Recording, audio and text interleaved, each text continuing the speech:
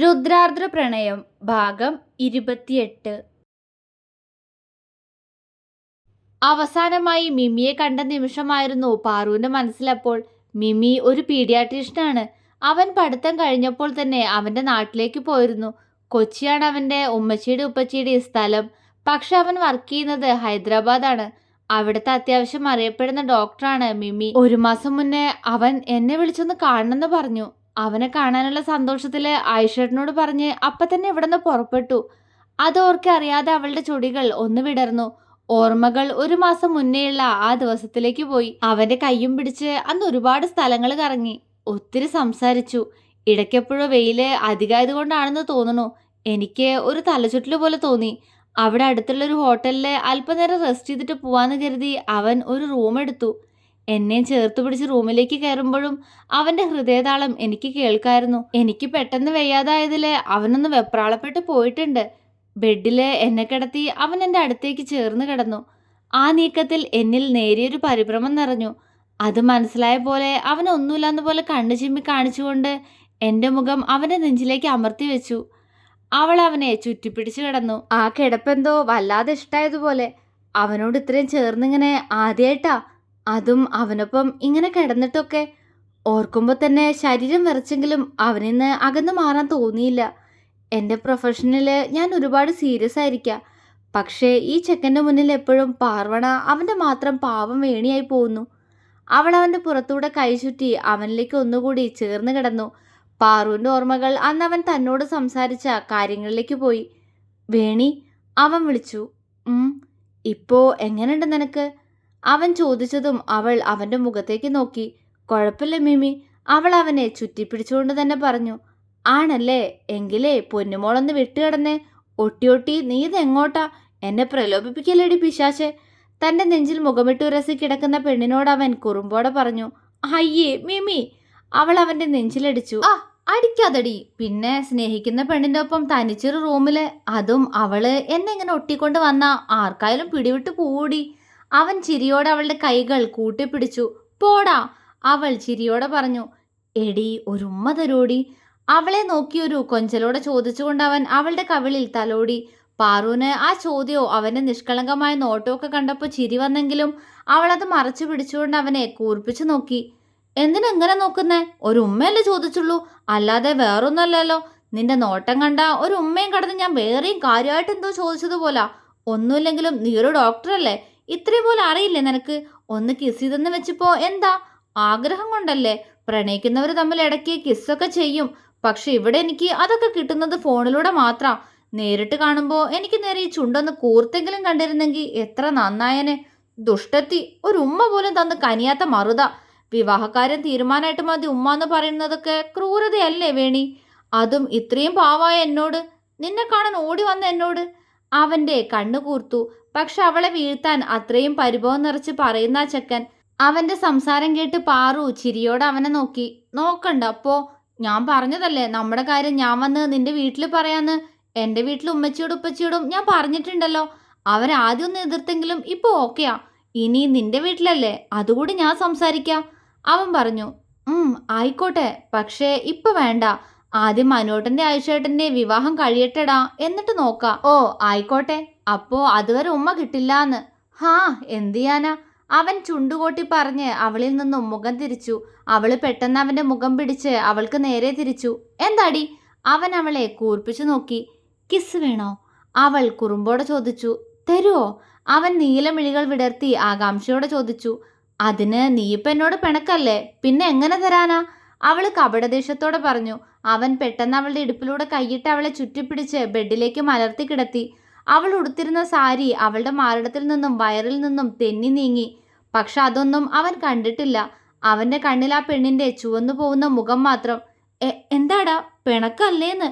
അവന്റെ കൈകൾ സാരിക്ക് മുകളിലൂടെ ആണെങ്കിലും തന്റെ ഇടുപ്പിലാണെന്നൊരു വിറയൽ അവളുടെ വാക്കിലുണ്ട്. അതിനാര് പിണങ്ങി? എനിക്കൊരു പിണക്കമല്ല. നീ എന്തായാലും തരാന്ന് പറഞ്ഞതല്ലേ, അത് വേണ്ടാന്ന് വെക്കണ്ട. അവൻ ആവേശത്തോടെ പറഞ്ഞു. എന്താടാ നിനക്ക്? ഒട്ടും പക്വത വന്നിട്ടില്ലല്ലോ ഇപ്പോഴും. ഒരു ഡോക്ടറാണത്രേ. തന്റെ ഉടലിലേക്ക് മുഖം താഴ്ത്തി വന്നവന്റെ കഴുത്തിലൂടെ കൈചുറ്റിയവൾ കുറുമ്പോടെ പറഞ്ഞു ചിരിച്ചു. അതെന്താ, ഡോക്ടർമാർ കിസ് ചെയ്യൂലേ? പിന്നെ എൻ്റെ പക്വതയൊക്കെ നിനക്ക് ഞാൻ കാണിച്ചു തരാം. നമ്മുടെ നിക്കാഹ് അഥവാ കല്യാണം ഒന്ന് കഴിഞ്ഞോട്ടെ. അവനെന്തോ വഷളച്ചിരി ചിരിച്ചുകൊണ്ട് പറഞ്ഞതും അവന്റെ നാണമില്ലാത്ത സംസാരം കേട്ട് ചൂളിപ്പോയത് മിമിയുടെ മാത്രം വേണിയാണ്. നീ ഒന്നും മിണ്ടാതെ കിടന്നേ. അവള് കളിയോടെ അവന്റെ ചുണ്ടിൽ പതിയെ അടിച്ചു. എത്ര വേണേലും തല്ലിക്കോ, പക്ഷെ തരാന്ന് പറഞ്ഞ ഉമ്മ മറക്കരുത്. അവനത് കിട്ടിയാ മതി. ഒന്നും മറന്നിട്ടില്ല. ഇവിടെ വാടാ. പറയൽ അവന്റെ മുഖം അങ്ങനെ പിടിച്ചു താഴ്ത്തി അവന്റെ ചുണ്ടുകളിൽ ചുണ്ടമർത്തിയിരുന്നു പാർവണ. ആദ്യമായി ചുണ്ടും ചുണ്ടും ഉരസി നീങ്ങിയതും രണ്ടുപേരുടെയും ശരീരം വിയർത്തുപോയി. പെട്ടെന്ന് ചുണ്ടുകൾ അകത്തിമാറ്റി പാറു അകലാൻ ശ്രമിച്ചതും അവളുടെ തലയ്ക്ക് പുറകിലൂടെ കൈവച്ചവൻ അവളുടെ മുഖം ഒന്നുയർത്തി. മിമി. ശ്വാസം കനത്തതുപോലെ അവള് വിളിച്ചു. എനിക്കിത് പോരാ വേണി. ഇനി എന്നാ നമ്മൾ ഇതുപോലൊന്ന് നേരിൽ കാണുക? അതുവരെ ഓർക്കാൻ ഈ ഒരു കിസ് എനിക്ക് വേണം. അവളുടെ ചുണ്ടിൽ പതിയെ ചുണ്ടുരസി അത്രയും വശ്യമായി അവൻ പറഞ്ഞതും അവളുടെ കണ്ണുകൾ സമ്മതമെന്ന പോലെ കൂമ്പി അടച്ചു തുറന്നവൾ. അവൻ ആ പെണ്ണിന്റെ ചുണ്ടിലേക്ക് അടുത്ത് വന്ന നിമിഷം പെട്ടെന്നവൾ ഒന്നുയർന്ന് അവന്റെ ചുണ്ടുകളെ ബന്ധിച്ചു കഴിഞ്ഞിരുന്നു. മിമി ഞെട്ടി. പാറുവന്റെ ചുണ്ടുകളെ പതിയെ നുണഞ്ഞു തുടങ്ങി. അവളുടെ ചുണ്ടിന്റെ ചൂടിൽ അവൻ മൂളിക്കൊണ്ട് അവളുടെ മേൽചുണ്ടിനെ പതിയെ കടിച്ചു നുണഞ്ഞു തുടങ്ങി. ഇരുവരും പരസ്പരം മറന്നുകൊണ്ട് എവിടെയാണെന്ന് പോലും ഓർക്കാതെ ആ ചുംബനത്തിൽ മതിമറന്നു പോകുമ്പോൾ മിമിയുടെ കൈകൾ പതിയെ അവളുടെ ഇടുപ്പിൽ നിന്നും വയറിലേക്ക് നീങ്ങിയിരുന്നു. പാറു കുറുകി. പക്ഷെ പെട്ടെന്ന് അവന്റെ ചൂണ്ടുവിരൽ അവളുടെ പൊക്കിൾ ചുഴിയിൽ അമർന്നതു ഏങ്ങിപ്പോയി. പാറു കണ്ണുകൾ വലിച്ചു തുറന്നു. എന്നാൽ പെട്ടെന്ന് അവന്റെ മുഖം അവളുടെ കഴുത്തിലമർന്നു. മിമി. പാറു ശ്വാസം പിടഞ്ഞതുപോലെ വിളിച്ചു. വേണി. അവന്റെ ശ്വാസം വല്ലാതെ കനത്തതുപോലെ. അവന്റെ ചുണ്ടുകൾ അവളുടെ കഴുത്തിലാകെ ഓടി നടക്കുമ്പോൾ അവനെ എതിർക്കാൻ കഴിയാതെ അവനെ കൂടുതൽ അടക്കി പിടിച്ചവൾ അവളുടെ കഴുത്തിൽ പലതവണ ചുംബിച്ചുകൊണ്ടവൻ നുണയുമ്പോഴും വിരലുകൾ വയറിൽ മുങ്ങിത്താഴ്ന്നു. എന്നാൽ അവന്റെ മുഖം കഴുത്തിൽ നിന്നും താഴേക്ക് നീങ്ങിയതും ഞെട്ടലോടെ പാറു കണ്ണുകൾ വലിച്ചു തുറന്നുകൊണ്ട് ബോധം വന്നതുപോലെ അവന്റെ തലമുടിയിൽ പിടിച്ച് അവന്റെ മുഖമുയർത്തി. അവനാകെ ചുവന്നു പോയിട്ടുണ്ട്. മിമി എന്താ ചെയ്യുന്നേ? പാറുവിൽ കിതപ്പ് മുന്നിട്ട് നിന്നു. മിമിക്കും അപ്പോഴാണ് ഒരു കിസ്സെന്നും പറഞ്ഞ് എന്തൊക്കെയാണ് ചെയ്തു കൂട്ടിയതെന്ന ബോധം വന്നത്. അവനൊരു ഇളിയോടെ അവളെ നോക്കിപ്പോയി. സോറി. പെട്ടെന്ന് ആക്രാന്തത്തില് കൈവിട്ടുപോയി. അവൻ അവളുടെ മൂക്കിൽ മൂക്കുകൊണ്ട് ഉരസിക്കൊണ്ട് കുറുമ്പോടെ പറഞ്ഞു. പോടാ. അവൾ അവന്റെ പുറത്ത് തല്ലി. വേണി. അവൻ പക്ഷെ അവളെ ഒന്നുകൂടി അടക്കി പിടിക്കുകയാണ് ചെയ്തത്. അന്നൊരു ദിവസം നീ ഇതുപോലെ എൻ്റെ മുന്നിൽ സാരി ഉടുത്ത് വന്നില്ലേ വേണി എന്ന് അവൻ ചോദിച്ചതും അവള് തിരികെ ഒരു ചോദ്യമോടെ ചോദിച്ചു. എന്നാന്ന് ചോദിച്ചാ എനിക്ക് ഡേറ്റ് ഒന്നും ഓർമ്മയില്ല. പക്ഷേ നിന്നെ ഞാൻ സാരി ഉടുത്ത് കണ്ടിട്ടില്ലേ? അതുണ്ട്. അവന്റെ ചോദ്യത്തിന് അവള് മറുപടി പറഞ്ഞു. അന്ന് തന്നെ.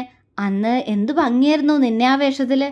നിനക്ക് സാരി നന്നായി ചേരൂന്ന് അന്ന് എനിക്ക് മനസ്സിലായേ.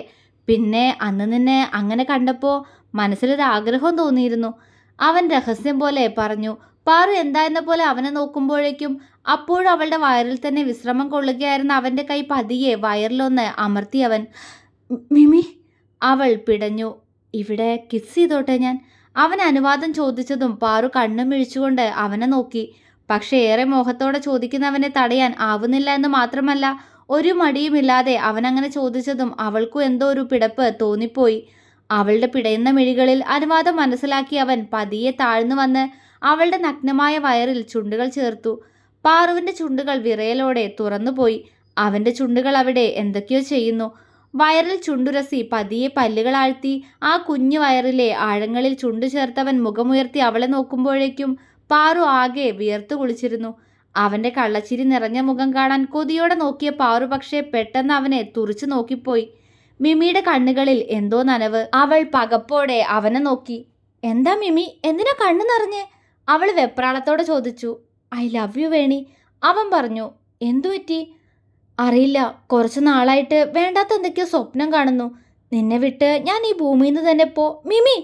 പാറു അലറി. അവനവളുടെ മുഖത്തേക്ക് നോക്കി. ഇല്ല, ഒന്നുമില്ല വേണി, ഓരോ സ്വപ്നം, അത്രയുള്ളൂ. നിന്നെ വിട്ട് ഞാൻ എങ്ങോട്ടും പോവില്ലടി. നീ എപ്പോഴും എന്നെ ഓർക്കണം. അതിനു വേണ്ടിയാ ഞാനിപ്പോൾ ഇങ്ങനെ ചെയ്തേ. അവൻ അവളുടെ വയറിൽ തലോടി. ഇല്ല, എന്നെ വിട്ട് പോവാന്നൊന്നും പറയല്ലേ മിമി, എനിക്ക് സങ്കടം വരുന്നു. അവളുടെ കണ്ണ് നിറഞ്ഞു. എവിടെയും പോവില്ല എൻ്റെ പെണ്ണെ, അവൻ അവളുടെ നെറ്റിയിൽ ചുംബിച്ചുകൊണ്ട് പറഞ്ഞു. അവളുടെ കണ്ണുകൾ അപ്പോഴും വല്ലാതെ നിറയുന്നത് പോലെ. ഓർമ്മകളിൽ നിന്നും തിരികെ വന്ന് പാറു അവളുടെ വയറിലൊന്ന് തലോടി. അവളുടെ കണ്ണുകൾ നിറഞ്ഞു. എവിടെയാടാ നീ? 2 ആഴ്ച കഴിഞ്ഞില്ലേ എന്നെ ഒന്ന് വിളിച്ചിട്ട് നീ? എവിടെയാ മിമി? ആയിഷേട്ടനോട് പറയാനാ അങ്ങോട്ട് പോയ ഞാൻ. പക്ഷേ ഏട്ടൻ എന്നേക്കാൾ ടെൻഷനിൽ. എങ്ങനെ പറയൂടാ ഞാൻ? നിന്റെ ശബ്ദം ഞാൻ കേട്ടിട്ട് നാളുകളായിന്ന്. അവളുടെ കണ്ണുകൾ പെയ്തുകൊണ്ടേയിരുന്നു. വീട്ടുകാരുടെ ഒരു ഫോട്ടോ പോലും അവൻ ഇതുവരെ കാണിച്ചു തന്നിട്ടില്ല. അവരുടെ നമ്പറും എൻ്റെ കയ്യിലില്ല.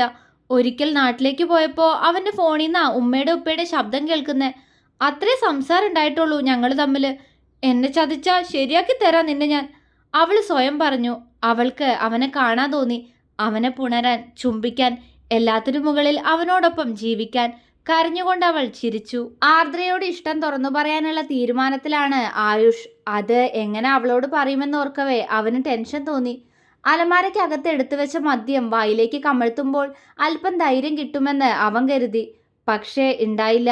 അവള് എന്നോട് അങ്ങനെ ഒരു ഇഷ്ടമില്ല എന്ന് പറഞ്ഞാലോ? അതോർക്കവേ അവന്റെ കണ്ണുകൾ നിറഞ്ഞൊഴുകി. ആ സമയത്താണ് ആർദ്ര റൂമിലേക്ക് കയറി വന്നത്.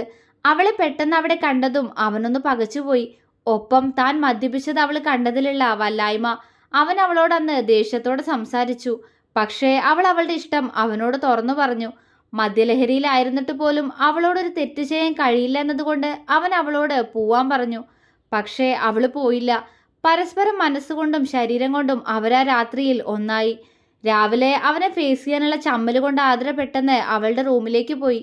രാവിലെ ഒരു ഫോൺ കോൾ വന്നാണ് ആയുഷ് ഉണരുന്നത്. അവൻ തലേന്ന് രാത്രിയിൽ ഒരുപാട് മദ്യപിച്ചതുകൊണ്ട് തന്നെ അവന് തല നന്നായി വേദനിക്കുന്നുണ്ടായിരുന്നു. എന്നിട്ടും അവൻ ആർദ്രയുടെ ഓർമ്മകളിലായിരുന്നു.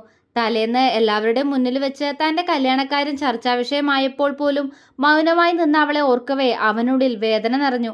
ഇഷ്ടൊരിക്കലും പിടിച്ചു വാങ്ങാൻ പറ്റില്ലല്ലോ, അവൻ നീറുന്ന മനസ്സോടെ ചിന്തിച്ചു. അപ്പോഴും മദ്യലഹരിയിൽ നിൽക്കുന്ന തൻ്റെ റൂമിലേക്ക് അവൾ വന്നതോ തന്നോട് പ്രണയം തുറന്നു പറഞ്ഞതോ അവളെ എല്ലാ അർത്ഥത്തിലും താൻ സ്വന്തമാക്കിയതോ ഒന്നും അവന് ഓർമ്മയുണ്ടായിരുന്നില്ല. ഓ, ഈ ഒടുക്കത്തെ തലവേദന! അവൻ തലയിൽ കൈവച്ച് തടവി. ഒന്ന് നിവർന്നിരുന്നതും അവന് തൻ്റെ നെഞ്ചിൽ ഒരു നീറ്റൽ അനുഭവപ്പെട്ടു. നഖം കൊണ്ട് പൂറിയ പാടാണ്. ആയിഷ അതിലൂടെ പതിയെ ഒന്ന് വിരലോടിച്ചു. പെട്ടെന്ന് അവൻ്റെ ഉള്ളിൽ വെള്ളിടി വെട്ടി. പകപ്പോടെ അവൻ തൻ്റെ ബെഡിലേക്ക് നോക്കി. ആദി എവിടെ? അവൻ വെപ്രാളത്തോടെ ചുറ്റും നോക്കി. ഇല്ല, വാതിൽ അടച്ചിട്ടുണ്ട്. ആയിഷ് ഒന്ന് നിശ്വസിച്ചു. അറിയാതെ ചുണ്ടിലൊരു പുഞ്ചിരി വിരിഞ്ഞു. അയ്യേ, എന്തൊക്കെയായിരുന്നു ഇന്നലെ രാത്രി? അവൻ ചിരിയോടെ ഓർത്തു. എടാ പന്നി, എന്നിട്ട് നീ ഒരു നിമിഷത്തേക്കെങ്കിലും അത് മറന്നുപോയല്ലോ. എന്നിട്ട് അവൻ ആദ്യം വിളിച്ചു മോങ്ങുന്നു. ആയിഷ അവനെ തന്നെ മിററിലൂടെ നോക്കി കലിയോടെ പറഞ്ഞു. എൻ്റെ ആദി എവിടെ പെണ്ണെ? ഞാൻ ഉണരും മുന്നേ പോയില്ലേ? ശരിയാക്കി തരാടി നിന്നെ ഞാൻ. ഇനി നിനക്ക് എന്നിൽ നിന്നൊരു മോചനയില്ല. ഇനി നിന്നെ എന്നിൽ നിന്ന് അകറ്റാനും ആർക്കും കഴിയില്ല. എനിക്ക് വേണം നിന്നെ, അവൻ പ്രണയത്തോടെ പറഞ്ഞു. പാവം, ഒത്തിരി വേദനിപ്പിച്ചോ ഞാൻ അവളെ ഇന്നലെ? അവൻ വല്ലായ്മയോടെ ചിന്തിച്ചു. ഏയ് ഇല്ല, അവള് ലാസ്റ്റ് എന്നെ കെട്ടിപ്പിടിച്ചിട്ടല്ലേ കിടന്നേ? അവൻ സ്വയം അതിന് മറുപടിയും കണ്ടെത്തി. മദ്യപിക്കണ്ടായിരുന്നു ഇന്നലെ, എന്നാ എല്ലാം തുറന്ന് സംസാരിക്കായിരുന്നു അവളോട്. എൻ്റെ പ്രണയത്തിന്റെ കണക്കുകൾ അവൾക്ക് മുന്നിൽ നിരത്തുമ്പോൾ ആ മുഖം വിടരുന്നത് എനിക്ക് കാണണം. അവൻ ചിരിയോടെ ഓർത്തുകൊണ്ട് ബെഡിൽ നിന്നും എഴുന്നേറ്റു. നഗ്നമായ അവൻ്റെ ശരീരത്തിലേക്ക് നോക്കവേ അവൻ്റെ ചുണ്ടിൽ ഒരു ചിരി വിടർന്നു, കുറുമ്പോടെ. അതേ ചിരിയോടെ അവൻ വസ്ത്രങ്ങൾ എടുത്ത് ബാത്റൂമിലേക്ക് നടന്നു. റെഡിയായി ഇറങ്ങിയ ആയുഷ് ആദ്യം ആദിയെ കണ്ട് സംസാരിക്കണമെന്ന് കരുതി അവളുടെ റൂമിലേക്കാണ് നടക്കാൻ ഒരുങ്ങിയത്. എന്നാൽ ഹോസ്പിറ്റലിൽ നിന്നും വീണ്ടും വിളി വന്നതും അവൻ നിരാശയോടെ അവളുടെ റൂമിലേക്കൊന്ന് നോക്കി പെട്ടെന്ന് പുറത്തേക്ക് പാഞ്ഞു. പിറകെ തന്നെ പാറുവും. എന്നാൽ ആയുഷ് തന്നെ കാണാൻ വരാത്തതിലുള്ള വേദനയിൽ അകത്ത് റൂമിൽ ഇരിക്കുകയായിരുന്നു ആർദ്ര അപ്പോൾ. തുടരും.